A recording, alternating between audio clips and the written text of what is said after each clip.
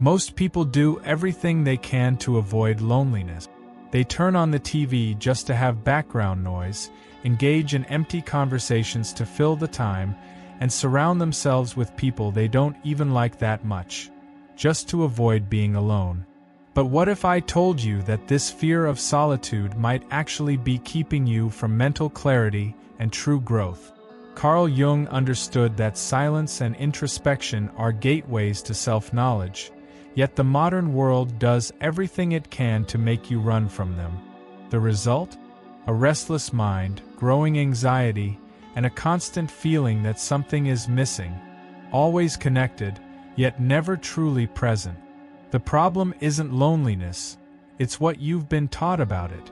While many see it as a burden, few understand that it can actually be one of the greatest tools for those seeking more focus, less anxiety, and greater control over their own lives. Loneliness isn't just about being alone.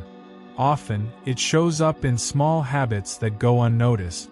One of them is oversharing about your life with just anyone. When someone gives you a little attention, you feel the urge to unload all your problems. It feels like relief in the moment, but then comes the regret. And worse, most people don't actually care. Have you ever felt that way? Like you said too much, and later wondered if you should have just stayed quiet? Another sign of loneliness is believing you need a relationship to be happy. If you feel like you can only be okay when you have someone by your side, that might be a problem. The fear of being alone makes people settle for any company, even the kind that harms them. The issue is, when that person leaves, the emptiness feels even greater. So, is the real problem a lack of someone, or is it the fear of being alone with yourself? And then there's the habit of constantly pleasing others. You say yes to everything, even when you want to say no. You always put others' needs ahead of your own, afraid of being rejected. But the more you do this, the more it feels like no one truly sees you. Like you're there, but invisible.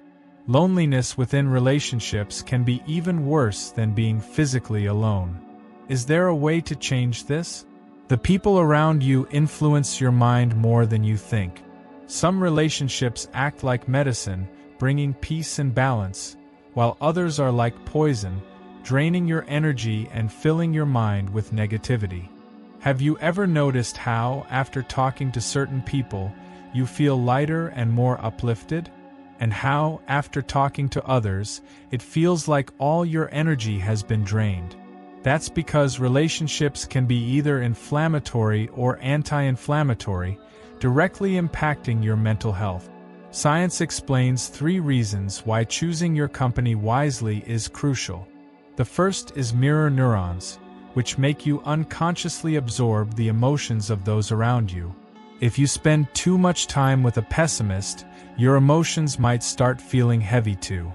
The second is the chameleon effect, which makes you mimic gestures and behaviors automatically. If you're surrounded by negativity, you might end up acting the same way. And finally, brainwave synchronization shows that your brain adjusts to the people around you. In other words, your mental state is shaped by those you surround yourself with. That's why being mindful of who you spend time with is essential. If you're constantly around people who make you feel worse, maybe it's time to reassess those connections. Seek out people who uplift your energy, help you grow, and bring you peace. That doesn't mean cutting everyone out of your life. It means learning how to manage the time you spend with each person. After all, if your mind is being influenced, wouldn't you want it to be for the better? From an early age, society pushes the idea that being alone is bad. In youth, there's immense pressure to be in a romantic relationship, as if those who aren't dating are missing out on something crucial. Many people get into relationships not because they want to, but because they feel like they have to. And that's where the problem begins. When you choose someone just to fill a void or avoid criticism, the relationship tends to be weak and full of frustration. But is being alone really a problem? There's a difference between loneliness and solitude. Loneliness is painful. It stems from a lack of true connection with others and with yourself. Solitude, on the other hand, is the ability to be at peace when alone, without feeling an emptiness inside. Those who learn to enjoy their own company discover an incredible sense of freedom. They can read a book without rushing, take a walk without needing constant conversation, and enjoy a coffee without compulsively checking messages. Solitude isn't isolation, it's emotional autonomy. The best part? Solitude brings psychological benefit. People who know how to be alone are more creative, make better decisions, and truly understand themselves. It's in silence that ideas emerge, emotions become clearer, and the mind finds rest. While many run from loneliness, those who understand the value of solitude turn it into strength. But to get there, you have to let go of one thing that holds most people back: the fear of missing out. That overwhelming feeling that something amazing is happening and you're not there? It has a name: fear of missing out, FOMO. And with social media, it's only gotten worse. You see friends traveling, getting married, going out, while your life feels like it's standing still. But what no one shows are the moments of boredom, insecurities, and frustrations. This constant comparison creates anxiety and makes you seek connections just so you won't feel left out. But is it really worth getting into shallow relationships just to escape that fear? FOMO can weaken your real connections with family and friends. When you're always chasing what looks more exciting, you stop valuing what you already have. Instead of enjoying a conversation with a close friend, you get distracted, scrolling through your phone, wondering what else you could be doing. Real connection happens in the present, but the fear of missing out makes you feel like you're everywhere and nowhere at the same time. Another issue that stems from this is the nice guy syndrome. In order to be accepted, you try to please everyone, avoid conflicts, and say yes to everything, even when you don't want to. The result? You attract superficial relationships where you're not truly valued. Those who fear missing out end up settling for anything. But in doing so, are you really gaining something, or are you losing yourself? Accepting rejection and letting go emotionally is one of the most powerful skills a person can develop. But letting go doesn't mean being cold or indifferent. It means understanding that some people, situations, and feelings simply don't belong in your life anymore. When someone ignores you or pulls away, the natural instinct is to hold on. But the truth is, clinging to something that wants to leave only increases the suffering. The brain forms deep emotional bonds, but it's also capable of learning how to release them. Neuroscience shows that detachment improves quality of life. People who accept change without resistance experience less stress, sleep better, and handle problems with greater ease. A simple example? Imagine someone loses a job and panics, clinging to the past. Now think of another person who sees the loss as a new beginning, exploring new opportunities. Who suffers more? Holding on too tightly to what was prevents you from fully living what could be. But letting go doesn't mean running from emotions. Quite the opposite. Facing limbic friction, that internal battle between emotion and reason, is essential. When something or someone hurts you, your brain goes on high alert, trying to process the situation. The key is not to run from that discomfort, but to use it as a lesson. Every time you let go of something that no longer serves you, you make space for something new. But to do that, you have to confront another common fear: the fear of time passing. Time seems to be moving faster than ever. When you were a child, days felt endless. Now, years go by in the blink of an eye. This sensation has a name: chronophobia, the fear of time slipping away. And it becomes even stronger when you feel like you're not making the most of your life. The problem isn't time itself, but how your mind perceives it. The more anxious you are, the faster time seems to pass. The good news? There are ways to manage this. One of the best is staying engaged in something that truly matters. Work, for example, can be an ally if it has purpose. But it's not just about working. Making time for rest and leisure is just as important. Many people get so caught up in daily routines that they forget to actually live. And before they realize it, time has already passed. The key is balance. Do something productive, but also appreciate the little moment. Another thing that speeds up the feeling of time slipping away is excessive distraction. Social media, phones, TV, all of these steal your attention without you noticing. Have you ever found yourself scrolling through Instagram for hours, only to feel like you accomplished nothing? That's because time spent on distractions doesn't create lasting memories. To make your days feel longer, fill them with real experiences. But there's something even more dangerous than the fear of time passing: the obsession with someone. Many people mistake obsession for love. The truth is, when you don't feel whole within yourself, your mind searches for something or someone to fill that emptiness. Carl Jung spoke deeply about this. What you don't find within yourself, you desperately seek in others. That's why when someone pulls away, the pain feels unbearable. But does that pain really come from losing the person, or from the fear of facing yourself? Obsession happens because of absence, not presence. When someone is always by your side, you get used to it. But when that person leaves, your mind panics and creates an even stronger attachment. It's like an addiction: the less you have, the more you crave. The real issue here isn't the other person, but the relationship you have with yourself. If you feel empty, even the smallest crumbs of attention seem like a feast. But deep down, this cycle never truly fills the void. The solution? Work on your self-esteem. And that doesn't mean repeating motivational quotes in front of a mirror, but actually rebuilding the way you see yourself. Learn something new, develop a skill, invest time in yourself. The stronger you become internally, the less you need others to feel complete. Jung said that self-knowledge is the key to freedom. And only when you free yourself from the need for others can you build healthy relationship. But before that, you need to understand how to handle solitude in a positive way. Being alone can be difficult, but loneliness doesn't have to be a burden.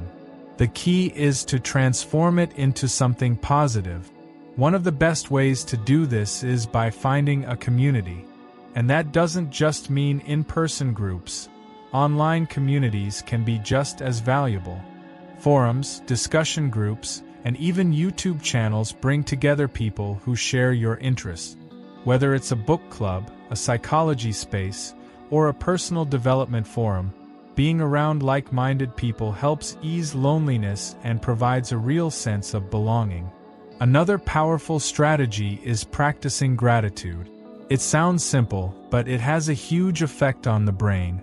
Studies show that being grateful for the small things in life strengthens positive neural pathways, helping to reduce pessimism and feelings of isolation. Instead of focusing on what's missing, try looking at what you already have. A warm cup of coffee in the morning, a beautiful sunset, or even the comfort of your own company. This completely changes your perception of loneliness. And lastly, cognitive reframing, a technique that teaches you to see situations from a new perspective. Instead of viewing solitude as a punishment, try seeing it as an opportunity for growth. Think about it. When you're always surrounded by people, you rarely take the time to reflect on yourself. Loneliness, when used correctly, becomes a space for self-discovery.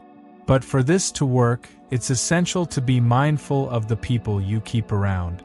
Not every relationship is good for you. Some people help you grow, while others drain your energy without you even realizing it. Codependent relationships, for example, may seem secure, but in reality, they trap you in a cycle of anxiety and frustration. Studies show that relationships based on emotional dependence increase the risk of divorce and can cause traumas that carry on for generations.